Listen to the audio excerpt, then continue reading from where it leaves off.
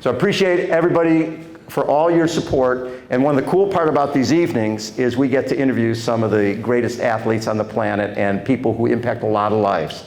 And this amazing woman who we're going to chat with tonight, she was at Brown University. She's in the Hall of Fame at Brown University. She played hockey, she played lacrosse, she played field hockey, you name it. Moved into triathlon, and next thing you know, she's the best in the world. Wins the 2001 World Championship. 2002, she's ranked #1 in the world. She becomes the coach of Susan Williams, who went on to win the bronze medal in 2004 for the US. Mirinda Carfrey won 3 Ironman World Championship titles. Simply one of the most dynamic people you will ever hear. Please give it up for the great Siri Lindley.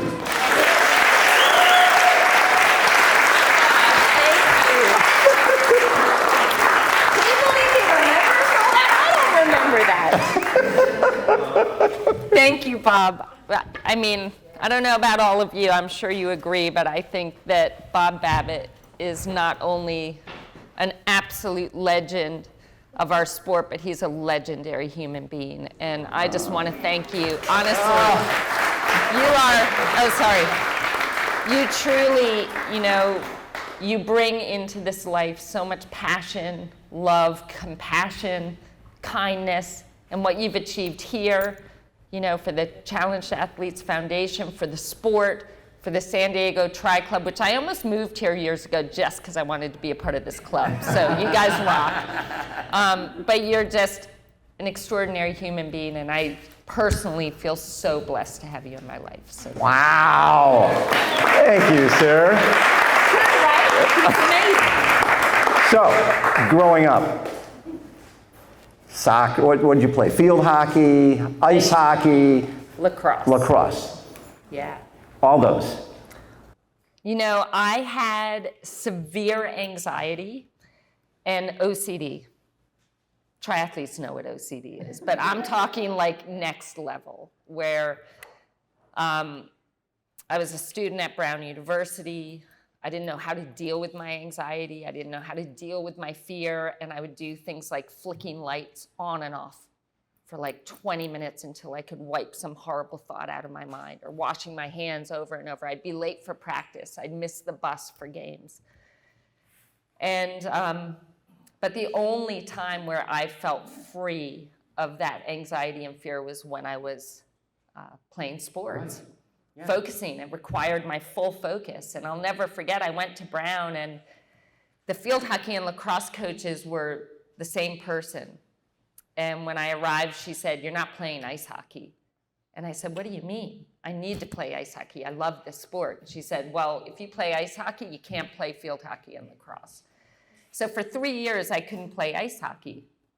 And finally, in my 4th year, I was like, I love ice hockey. And the winters were really hard for me with my anxiety.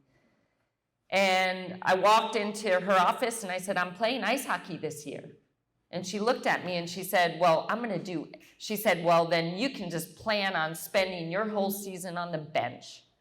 And I said, "Well, I am gonna do everything in my power to make it so that you can't keep me on the bench."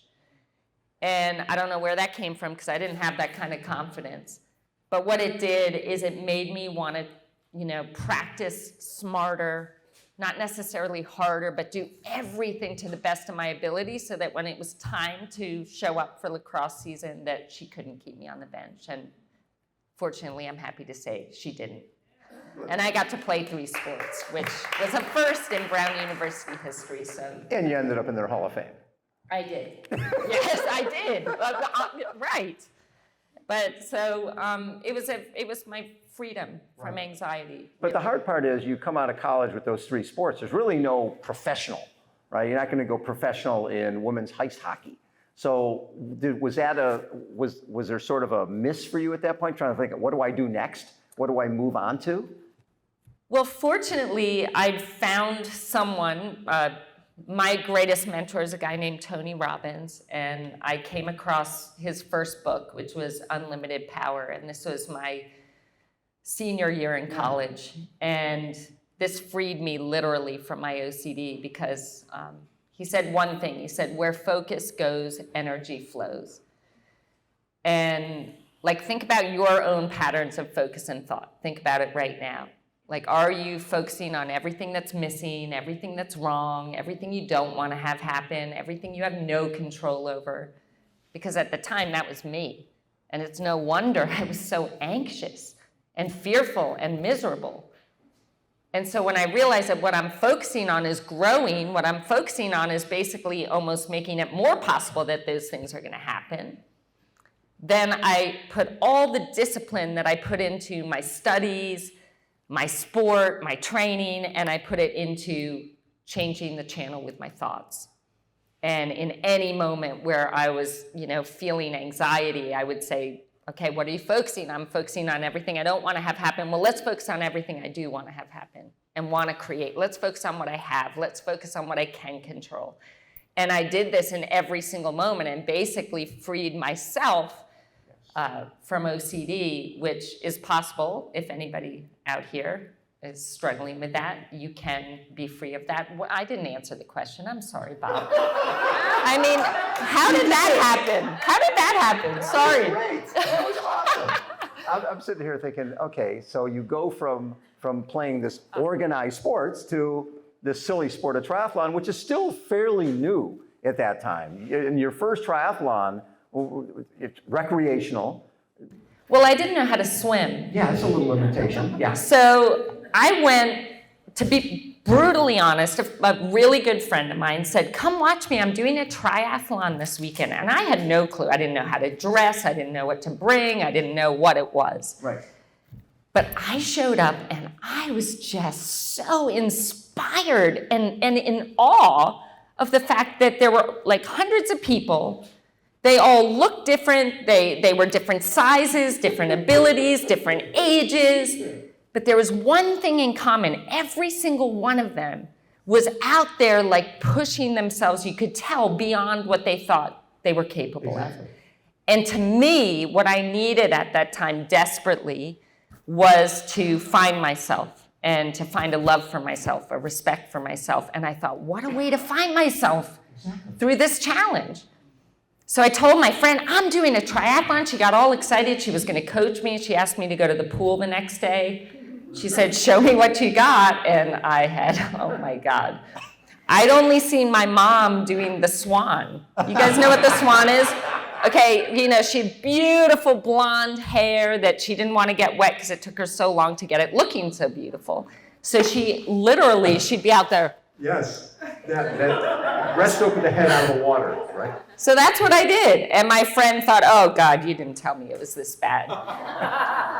But, I was determined. I'd fallen in love with the sport just by watching it. Yeah. And I did my first race and I came in dead last. People yelled at me. Okay, you guys will appreciate. Can I share a story? Because you guys will appreciate this story. So I show up. First of all, I go from Massachusetts to Colorado altitude to do my first triathlon. It's like strike one. And I arrive that morning and I have to go up to the registration desk to find out what lane in the pool I'm in. It's a pool try, okay. It's a pool swim. Okay. And the lady says, so what's your 100-meter time? And I said, oh my God, I've never swum 100 lengths ever. Like, that's like way too far from, no, she said, what's your 100-meter time? Now the line is building. Now we all know, you don't like waiting in line race morning. You're anxious, you're nervous, you want to get going. So the line is building behind me. People are getting pissed. So I'm like, I don't know, 115. Because she laid out 110, 115, 120, 125. I don't know, 115. Sounds good. I don't know.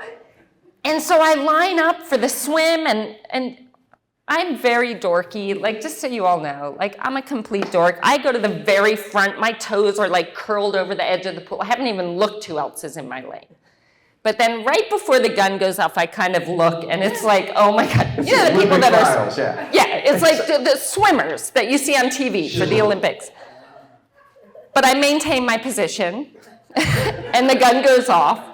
And all I remember, like the first 5 minutes, there's elbows, there's people yelling at me, I'm being kicked. But the best part, I'd only done 4 lengths, and by that time, everybody else was out. I had the whole lane to myself, the whole rest of the swim. It was awesome. It was awesome. But I didn't make a lot of friends, and I had rented a mountain bike. And I've heard about your first bike with the radio in the basket. Yeah, I had one of those. But I got on this mountain bike, and I tell you, it was the hardest ride I've ever done in my life. I'd never really done a ride, but it felt like up and down mountains. And 10 years later, I went back, not a hill in sight, like dead flat through a parking lot. Got on the run, ran with my helmet on, but you know what? Like during the race, I had never felt so alive in my entire life. It was the happiest day of my life. And I cross a line and I'm ecstatic, and my mom's kind of sitting there. She's got all my stuff packed up, and she's wondering like why I look so happy. And she said, let's go, I'll buy you lunch. And I said, no, the awards are at 1 o'clock. What are you talking about? And she's like, does my daughter think she's getting an award? Like but it's funny because it was that night. I don't know about you guys, but at nighttime, it's when you remember all the things you said that, oh God, I can't believe I said that. I can't believe I did that. And now I start becoming aware of the people yelling at me in my swim lane, the people laughing at me, the kids saying, oh my God, she's running with her helmet. And then like crossing the line, when everybody's already kind of left the scene. So then I start crying, but it was in that, I went into my mom's bedroom and she looked at me and she said, I'm so proud of you, honey, you did it. Now you can go do something you're good at. And I looked at her, and I would have never said this to anyone because this was my little dream and it was my mom. But I looked at her and I said, you know what, Mom? I'm going to be the best in the world one day in this sport. But she nearly cried. And did I believe that? No, but I dreamed it. But so often in life, I could have told myself this story, like I'm 23, I'm too old, I don't know how to swim, I came in dead last, like triathlon's not for me. The people who are the best in the world have been doing this since they were 5 years old. They have gills, right? They're real swimmers. They know how to do this stuff. So I could have easily told myself that story and I wouldn't be here today. But instead I chose to tell myself a different story, which wasn't necessarily a lie. I'm a 3-sport athlete. I've got great work ethic. I'm gritty. I don't mind falling on my face. I don't mind failing. So you know what? Maybe I can one day. So the transition from that first triathlon, a helmet on during a run, to becoming one of the best in the world, was that here in the States? Did you go to Europe? How did that happen? Oh, it was easy, Bob. No, just kidding. Oh my God. It was just, so many failures, but I also, I put myself in positions where I was always just getting excuse my language, but my ass kicked everywhere I went. Right. And it started, I moved straight out to Colorado. Yeah. I had read in the magazines that was the mecca of the sport, so I'd been working a 70-hour-a-week job, and I saved up all my money, moved to Colorado, lived on someone's couch. Heard about Jane Scott and Dave Scott. I'm going to get Jane Scott to coach me in the pool. And after a few years doing that and failing and making a fool out of myself, but showing up, there were 3 things I did every single day. And that was show up, lean in, and do my best. And I knew that in order to make this happen, I needed to redefine what success was and also redefine failure because I was going to see it every day. So success to me became progress. Right. Any progress. Emotionally, I handled my failure better, or physically, I feel a little stronger. So every day I would write down how I made progress, no matter how small. And then failing became learning. I'm like, okay, I'm learning. That was a good learning experience. What I learned, as long as I took something from it. Right. And so in that's why I never gave up, because every day I felt like I was succeeding. And so I didn't get discouraged. And I think that's the key. Did you go right from those early age group races going, I want to be a pro, I want to be the best?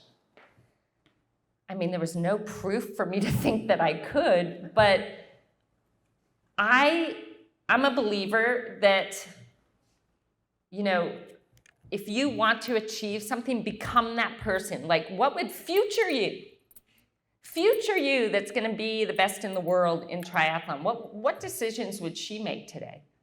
What would she believe about showing up and going all in?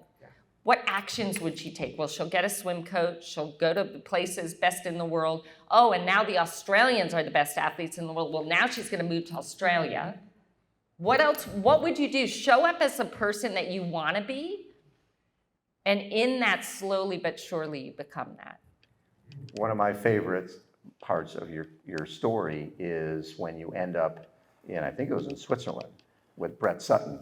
And it was your first day, right? And Brett Sutton, coach of Chrissy Wellington, coach of Daniela Reef, the best coach probably ever. I mean, amazing, amazing coach. But your first day with him was a little bit of an eye-opener. Oh my God. Well, I don't know if you've heard my first night. No. So I show up, I've traveled Colorado to Switzerland, Lausanne, Switzerland. Okay. And I arrive, and my bag didn't show up, and you can see through the glass in Geneva, you can see people waiting for you. And there's Brett in his, you know, coat and tie, and he's standing there like pissed that I am taking so long to get out of customs. So already, I've never met this man, and I'm like, oh my God, and then we get in the car, and it's like an hour and a half car ride, and I'm sitting there like terrified. Arrive in the middle, it's like mid-evening, and he says, well, my bike arrived, but no clothes. Right. So I had my Vans, I had my jeans, and he said, well, you need to work out today, so you're gonna do a turbo session. Loretta Harrop's downstairs. Get down there, put your bike together, and do a session. I'm like, well, Brett, I don't have any clothes. He said, you got clothes on right now, you can wear that, that'll do. So I get on, I have to do this turbo session, and I come in, and I'm so excited to see Loretta Harrop, because she's the one that led me to Brett. Yeah. Loretta Harrop was one of the top Australian triathletes.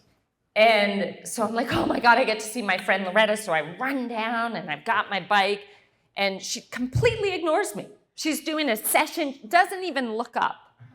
So I set up my turbo, and I'm doing this horrendous session in my Vans, in my jeans. And the next day, he says, well, we're going to swim in the pool. It's like 20 miles down the mountain from where we're living.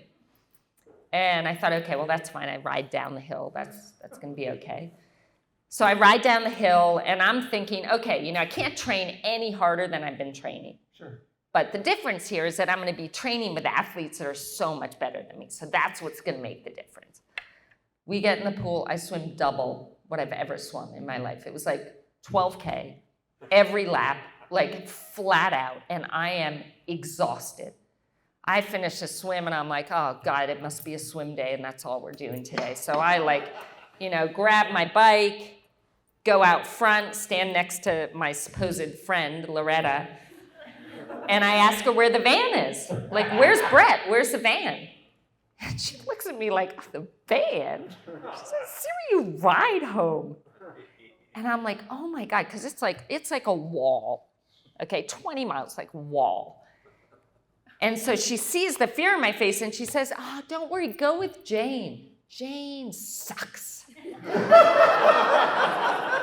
And I'm like, oh my God, that is so mean. But I'm like, thank God for Jane. Where is she? Where's Jane?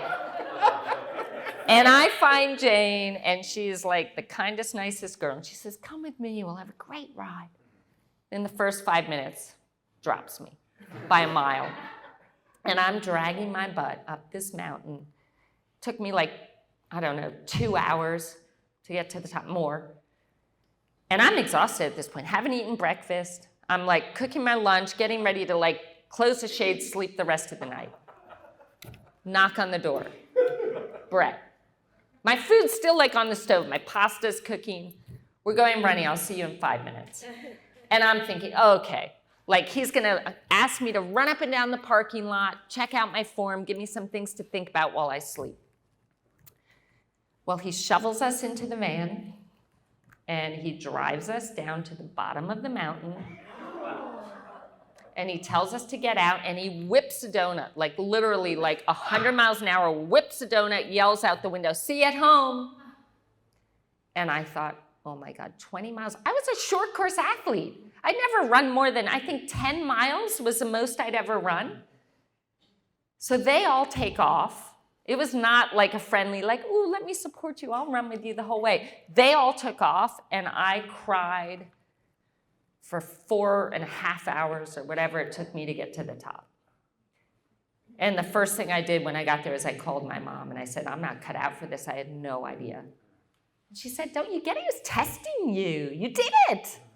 So I went to bed with a big smile on my face, thinking, "Oh, I passed the test." And the next day, I am not kidding you, same exact thing. And the next day, same exact number of hours, 6 to 8 hours. But for example, we'd always swim 6K minimum. Right. And as a non-swimmer, every lap is hard, even on a recovery day. And then we'd follow that up. He had this 3-hour loop that was like a 90K loop, so it wasn't 3 hours for me, where you go with the group, and it was all these like world champions and Olympians, and I'm meant to hang on. So you do that, you finish at the track, and then he'd have us do 25 400s as fast as we could go. And then we had to ride home. So this is day after day after day after day after day. So after 8 days, I mean, I can't even move my arms, my legs. I'm like terrified, I'm exhausted. And I had the courage to go up to him and say, "Hey, Brett, you know, I can't do what you're asking me to do today. I can't move my arms, I can't move my legs." And he kind of looked at the door as if to say, "Well, you can go home." And then he looked at me and he said, "Find a way." And I thought to myself, you know, all I can do is do the best that I can with what I have and try to find a way. But think about it, like, this was so brilliant. And this is his strength. He's not afraid, like, if you die. But, I mean, he's not afraid of that. But it was brilliant because every single day he was giving me something that seemed impossible. But every day I did the best that I could with what I had, and I proved that what seems impossible is really possible. Because how can you ever know what you're truly capable of if you're not trying to do what you don't think you can every single day? And what I realized is we are, as human beings, so much more powerful than you could ever imagine. And the ultimate gift, first race back after about 6 months of this, it was a World Cup race. I had yet to have been on a podium in a World Cup. And I showed up at this race. I could barely walk. I mean, you'd see me and I'd be like, you know, this anytime I wasn't training. And my big problem before going to Brett was expectations. My expectations killed me. And I went to this race, I couldn't possibly have any kind of an expectation, except I just, you know, when the gun goes off, I hope I can take those first few strokes. And on that day, I had my first World Cup podium because I had no expectations. And I just went out there and like just did the best that I could and had the race of my life. So that was the beginning. That's where it all started. Yeah. So you changed your perception of you. 1,000,000%. I had to prove to myself. He gave me a choice, kind of. But in showing up and leaning in and doing my best, I kept proving to myself just how much stronger and courageous I was than I thought. Yeah. And in that, like, we all have a governor switch. It's natural. You know, and that governor switch goes off when things get scary. And I had to slowly but surely remove my governor switch so that I could give myself every chance of becoming all that I wanted to become. So I was there doing the announcing of the 2000 Olympic trials in Dallas, where you missed the Olympic team by 1 spot and were the alternate, which means you go to Sydney, but unless somebody loses a body part, you ain't racing, right? You're the alternate. How hard was that? It was heartbreaking, but I also knew I didn't earn it. You didn't, yeah. I didn't perform. I choked at the first Olympic trial, and I didn't make it in Dallas. So, I was okay with that. But what was hard, 3 weeks before the Olympics in Sydney, I won my first World Cup race in Lausanne, Switzerland. And you'll get this once I start telling it. I won that first race, and how I won it, McKeely Jones, one of the best from here, San Diego, love her with all my heart, so grateful for her. That was the first time I ever beat her. I came in first, Bridget McMahon came in second, McKeely Jones came in third, and Magali Mesmer came in fourth. 3 weeks later at the Sydney Olympics, Bridget McMahon came in first, McKeely Jones came in second, and Magali Mesmer came in third. That was the hardest part. Yeah, because you knew you'd beat all I of them. just thought, Siri, if you hadn't, but you know what? Everything happens exactly as it's meant to.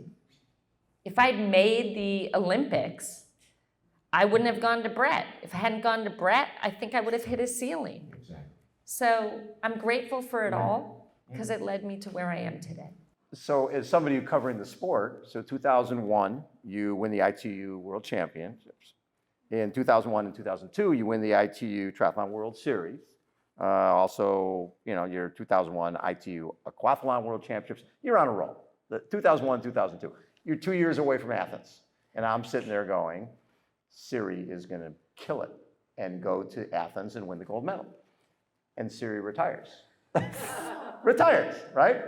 I couldn't, my pea brain couldn't get it. You're at the top of your game. Now, hearing you talk about, it was about you wanted to be the best in the world. You'd been the best in the world. You achieved what you wanted to achieve, but you knew your greatest strength was going to be as a coach. Yeah. First of all, thank you for your vote of confidence. I'm sorry I disappointed you. Feel very guilty. No, I'll try not to. But actually, when I won the World Championships in 2001, I was ready to retire on that day. And it wasn't just because I became, on that day, the best in the world, but for the first time in my life, I'd found a love and an appreciation for myself. And that's what I was really after. Yeah. And I found what I was looking for. But I also knew that we all have that internal critic that was going to come out and be like, oh, maybe it was just a fluke. Oh, you just got lucky. And I was not willing to contend with that. So I decided to take a chance on me, and I said, I'm going to put together one more year, and I'm going to just do everything to the best of my ability, and the ultimate goal would be to retire at #1 in the world, which I did. Yeah. And I actually, all I wanted, because, here I was, someone that didn't know how to swim. No one really believed in me. I didn't believe in myself, but at least I was like, whatever, let's give it a go. And I knew there'd be other people out there like me. And, who happens to come around a couple years later but Mirinda Carfrey. And before that, Susan Williams. And Susan Williams. Oh, my God, yes. So Susan Williams was the one who reached out to you to coach her. Yeah. And when going into 2004 Olympics in Athens, nobody was talking Susan Williams at all, and except for you. Well, so she, I think, was ranked like 7th American at the time. And you guys are going to think I'm horrible, by the way, when I tell you this story. But she comes to me and she says, Siri, I want to make the Olympics, and I want you to coach me. And she had just had a child, Sydney. Was it Sydney? Or a daughter? I don't know. But she had just had a daughter. I should remember. This is aging me. But, and we sat down, and we had like 3 months to prepare for the trials. Yeah. And I felt like I pretty much knew like what a certain goal is going to require of you. And I said to her, I said, if this is your goal, the only way I can say that I can help make this happen for you and coach you to it is if we both move out to California for the next 3 months and just focus solely on preparing. And I said, and that means that somebody's going to have to look after your daughter. Now, it sounds horrible. I get it. But, I wasn't going to say yes to her if I couldn't deliver. Yeah. And so she walked out and she was kind of offended and was thinking, God, who is this woman? But she called me the next day and she said, I can't believe I'm saying this, but okay. I mean, I was uprooting my whole life too. Yeah. And we moved up to San Luis Obispo and I created a squad around her, a high school kid that was a great runner, a great swimmer, and we surrounded her and went to Bellingham, Washington. And Susan Williams made the Olympic team. It was one of my proudest, actually, and happiest moments for her. And she got a bronze medal, and it was the first Olympic medal for the U.S. in 2004, and nobody would have predicted her, one, making the team, Goosebumps and then everywhere. getting a bronze medal. Now, at that point, obviously, you have proven to yourself, this is where I need to be. I believed in Susan probably before she believed in herself in terms of getting there. When did you connect with Mirinda Carfrey? And I'm so glad you brought that up because that's one of my, I'm so proud of Susan Williams for that. And it's just amazing. She's sort of lost in history a little bit because people don't remember. Right. Even, I'm sitting here and I brought up Rinny first. So hello. She's an extraordinary athlete. So thank you for that. And Rinny came around, we were together for 14 years minus 10 months. I think it was in 2004, right after the Olympics. And I just really care about each athlete. Yeah. And I really, when an athlete comes to me with their dream, I know what that dream is. You were there. I had that dream, and I gave up an Ivy League education to pursue a sport I sucked at. I know what it's like to have a dream. Yeah. And so when any athlete came to me, I wanted it as badly as they did. Yeah. And Rinny came, and she'd been a basketball player, and 5'2" basketball player from Australia who had been, wanting to be a great basketball player, but 5'2", you're a little limited. And the first time she jumped into a triathlon, all of a sudden she makes a junior national team and starts traveling, goes, I think this is a better sport for me. Yeah, totally. But she was going after the World Cup. And her swim was not her strength. It wasn't great. And but she really started developing. And then one day, my worst nightmare, she comes up and says, Coach, I want to do an Ironman.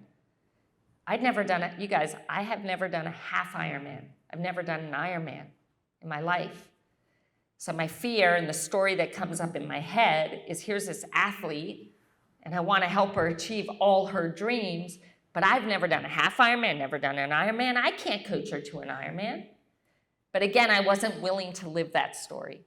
So what is truthful about the fact that maybe I can? I became a world champion. I didn't know how to swim. I've taken athletes, we've won a medal. That was totally unexpected. Maybe I do have something that can help her make this happen. So I told her that she had to wait a year. She had to go watch it first. And if she was still as excited, then we'd do it.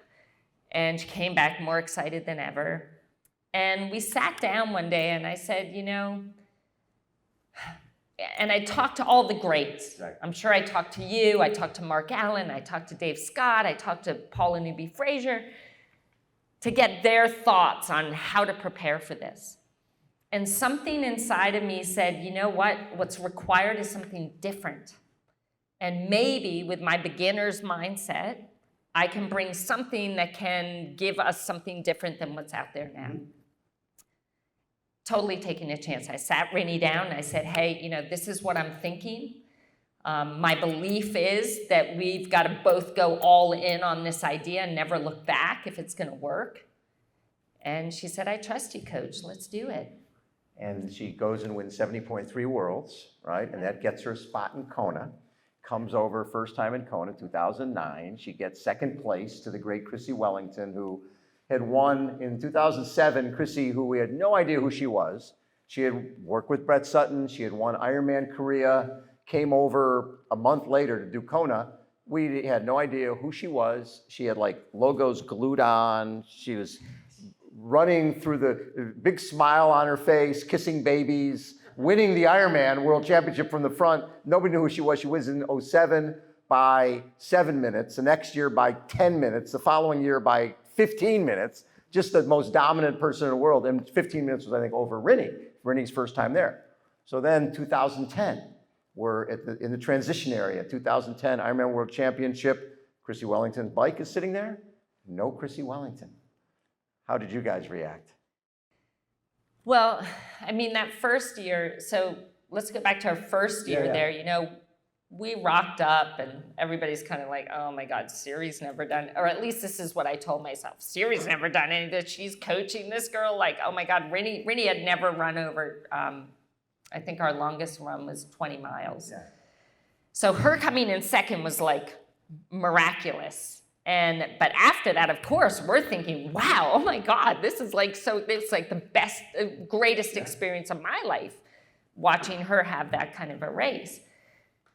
But what we used was we wanted to use, obviously Chrissy like deserved our respect, like she was unbelievable. So all we were focusing on is, okay, how are we going to get as close as we possibly can? Right. And then Chrissy doesn't start. And so I basically, and Rinny she turned white. I'm upstairs going to the bathroom in a hotel room and I get her phone call and she's like, you could tell. So I'm like running down and I sit her down and I said, Rinny, doesn't change anything. Yeah. Just get out Do your thing. and race your race. Yeah. And that was our strategy every single year that she went to Kona. It was race your race. And she wins. And she wins. So then going to 2011, you've got the 3-time champion coming back, Chrissy Wellington, and the defending champion. And the women's race was the showcase because you had Rinny, who had just won, and Chrissy, who'd won 3 times, and they're going head-to-head in 2011 on the Kona Coast. And 2 weeks beforehand, Chrissy crashes, and she's got bruised ribs, and they have the week of the race, they have to scrub out all this road rash, because it all got infected, and that was going to be the day. And during that off season, Rinny had told me maybe she wasn't quite as committed to her training because she wanted to pay back her sponsors. She had won the Ironman, wanted to do every obligation she couldn't do before. She was going to do it now. So was she 100% ready for 2011? In her mind, probably not. But it turned out to be one of those races where Chrissy had, 2 minutes or something off the bike, and that's 2:49, I think, was the total time between the two. And the closest race in Chrissy's history. And I'm sure Mirinda finished the race thinking, didn't get her this time, preparation probably wasn't great, I'll get her next time. I mean, we learn our biggest lessons from the disappointments. And I mean, come on. I mean, that wasn't a disappointment, but it's one of the greatest races in history. We learn our biggest lessons. So when you have those bad races, guys, as long as you have a takeaway from it, what you learn, that's how you make progress. That's how you become the person you need to become to achieve what you want to achieve. But yeah, that year after she won in 10, we had a lot of little arguments because she wanted to go fly to Spain and then fly here and fly this. And the way we always did things is we had things so mapped out so that every race she would have a full mental reservoir. And so we had a little tension that year, but she learned from that. We both learned from that. And then it was, then she left, didn't she?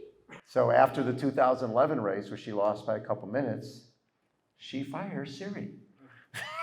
Fires her. She'd won the Ironman World Championship, won the 70.3 World Championship. Somebody needed to be blamed for her not winning, and it was you. So Leanda Cave, amazing athlete, you guys connected, and for 2012, you trained Leanda to go for the 70.3 World Championship and Kona World Championship, and hopefully to beat Mirinda Carfrey. You know, even when you bring this up, I almost start crying. Like, that's how hard it hit me.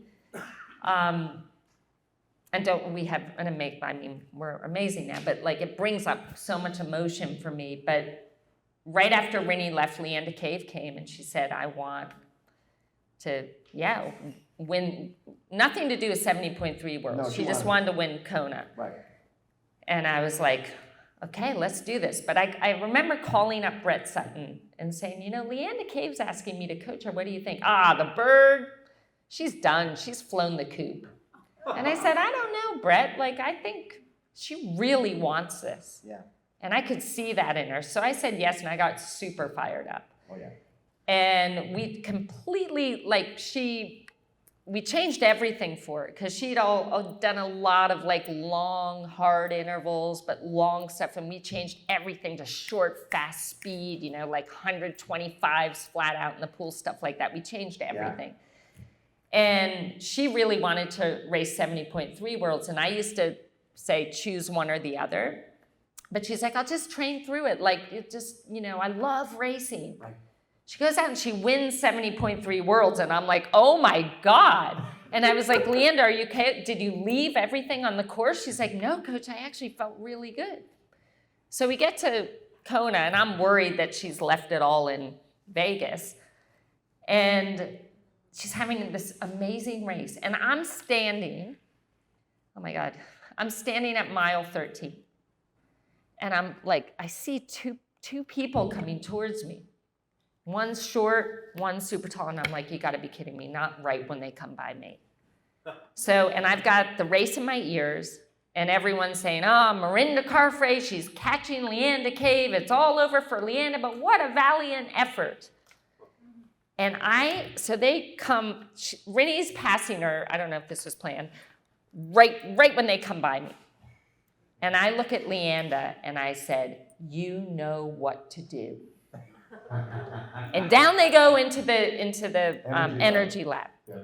Where I'm not allowed to go. So I'm just like, oh my God, and I'm listening to them. Oh, here goes Rinny, she's gonna light it up, and poor Leanda, but man, she held a great 13 miles. Suddenly, you know, after 20-something minutes, I'm like looking, trying to see, there's fog in the energy lab, you know, the pavement's like 180 degrees, and I see this fog, and I'm like, oh my God, but it looks like this tall athlete. Leanda's like 6 foot. Yeah. And it's Leanda. She dropped Rinny in the energy lab. And so I see her and I'm like, oh my God, bird, no, it's Superbird. And she throws her, you know, fanny pack off. And I just about fainted. And she won the Ironman World Championships on that day. I was just like, I was so proud of her. But this goes to show, I mean, it's the stories we tell. If I said, I can't coach Ironman, I've never done one. Yeah. Think about all the things that wouldn't have happened in my life. Exactly. And for Leanda, if she wasn't willing to change the way she was doing things, I mean, how often do we get stuck in our ways, right? Yeah. And it's really scary to suddenly do things a lot differently. Sometimes that's the only thing that's needed for you to just go shooting towards what you want. So that was unbelievable. And one of, again, like, I mean, these moments with my athletes are so far, go far beyond my own World Championship. I mean, that had its own, you know, joy and happiness in it. But to see them achieving their dreams, there's nothing like it. Well, like you said, things happen for a reason. Rinny fires you, obviously misplacing blame rather than looking in the mirror. She blamed you. You coach somebody to beat her at the Ironman World Championship. Then she comes back, and you guys win 2 more titles together, right? And then she breaks a run course record, and all this cool stuff happens. But a lot of it's because of negative things. Always. Yeah. I hate to say it, guys, but it's true.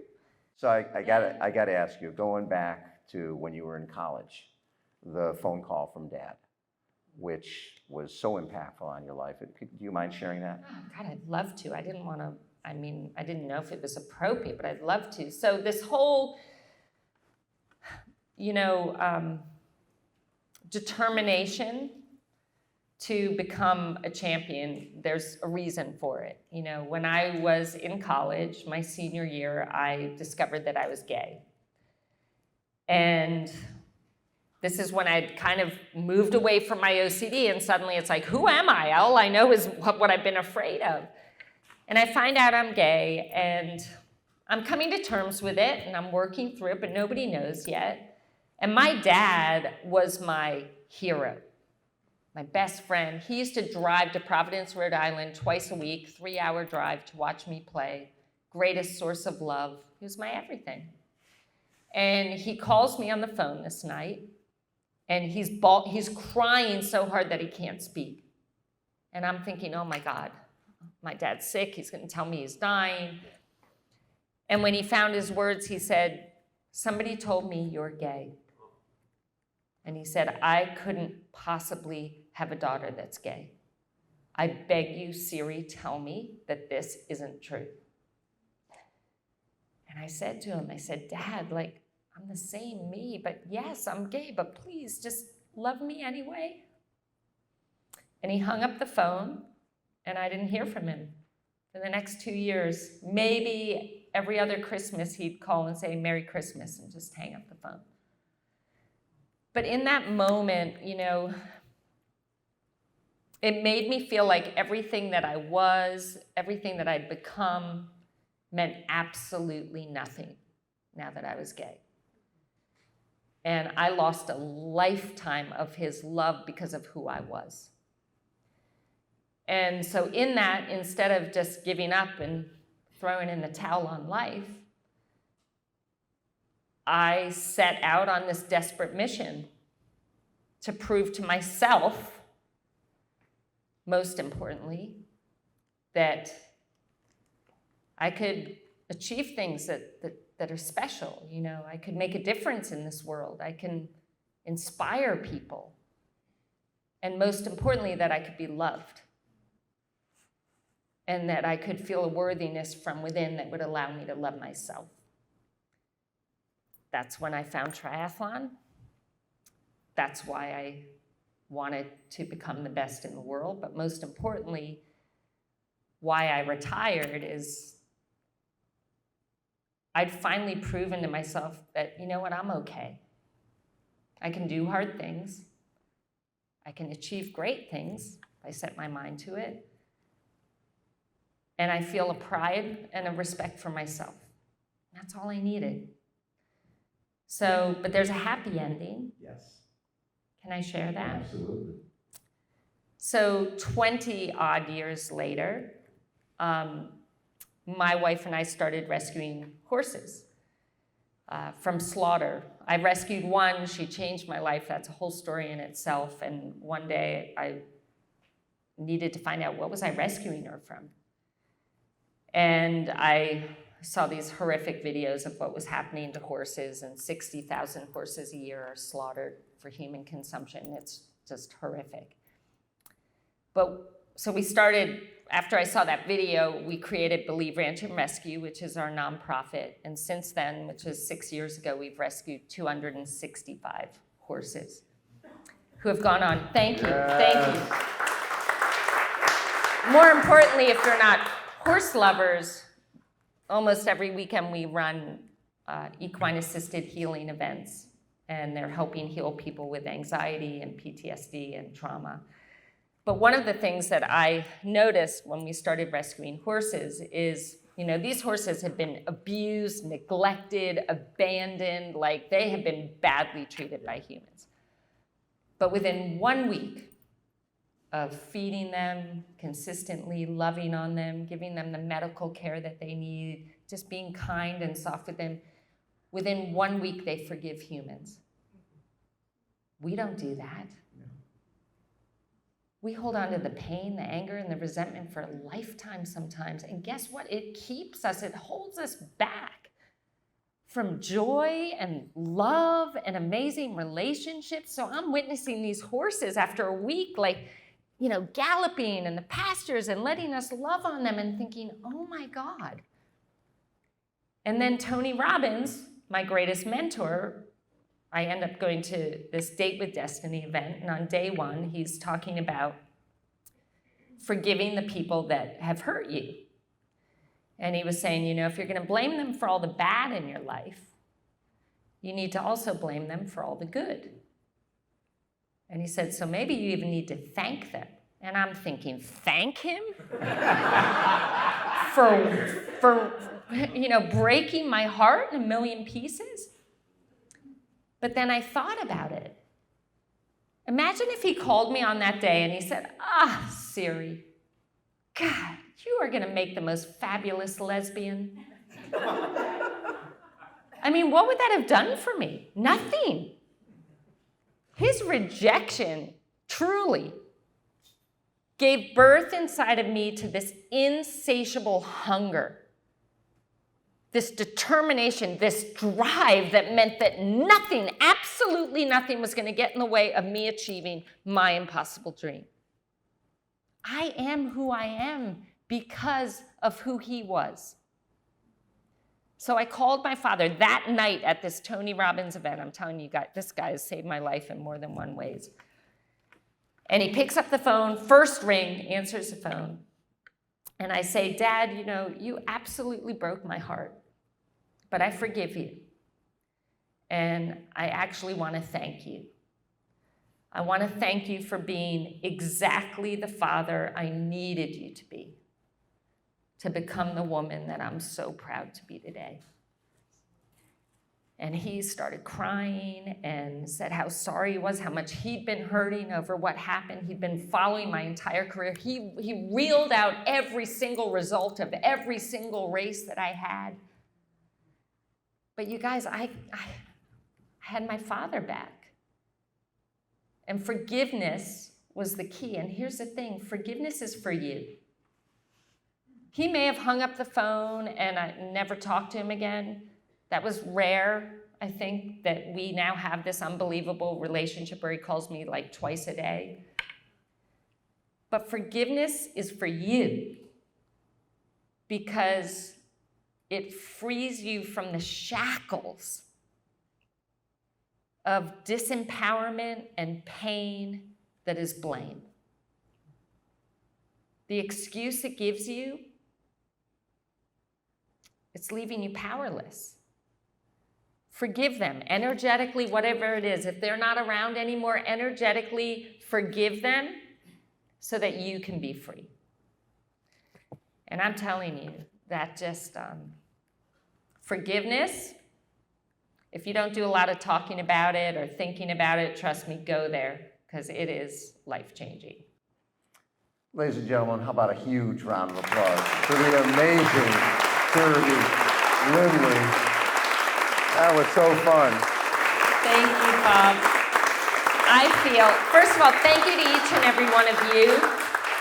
Time is precious, really, really precious, and you've chosen to spend it with us, and I want you to know how much I appreciate that. And Bob Babbitt, you have been one of my biggest supporters since the day I met you, and I feel such love for you and such gratitude for you, and I just want you to know that you mean the world to me, and watching everything that you're doing in this world is so inspiring. You are a beautiful example for each and every one of us of how to live your best life and to make a beautiful difference in the world, so thank you. So, that's very kind.